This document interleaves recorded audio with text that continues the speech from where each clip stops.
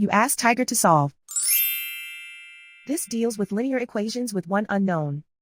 The final result is x equals 5. Let's solve it step by step. Simplify the expression. Expand the parentheses.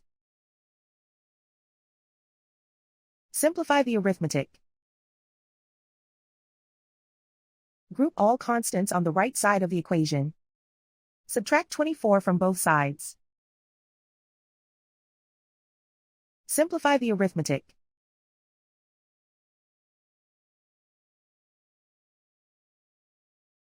Isolate the x. Divide both sides by 6. Simplify the fraction. Find the greatest common factor of the numerator and denominator. Factor out and cancel the greatest common factor. And so the final result is x equals 5.